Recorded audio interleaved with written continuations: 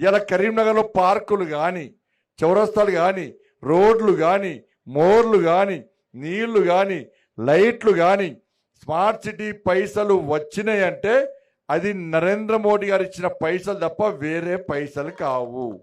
ఇలా నరేంద్ర మోడీ గారు ఎవరు చూసిస్తారు? మీరు నన్ను కష్టపడి గెలిపించారు కాబట్టే, నన్ను నరేంద్ర మోడీ గారు గుర్తుపడతారు కాబట్టే బండి సంజయ్ని కష్టపడి గెలిపించారని చెప్పి స్మార్ట్ సిటీ పైసలు ఇచ్చారు. ఈ గంగుల కమలాకర్ మోడీ గుర్తుపడతాడా?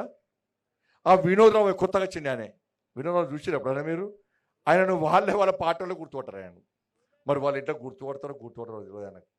ఆయనకు సీతారాంపూర్ తెలియదు, ఆర్ఎంపీలు తెలియదు, టవర్స్ ఏ గల్లీ తెలియదు. ఆయన మన ఊరోడు కాదు, మన పట్టణముడు కాదు, మన జిల్లావుడు కాదు, మన పార్లమెంట్ కాదు. పక్క ఊరైనా, పక్క జిల్లా అయినా, పక్క పార్లమెంట్ ఆయనే. గక్కర చెల్లని రూపాయి గీడికి వచ్చి నేనేది వచ్చినా అంటున్నాయనే. మరి నువ్వు చేస్తే ఎందుకు చెప్పుకుంటున్నావు? మరి నువ్వు చేస్తే చెప్పుకోవాలి కదా.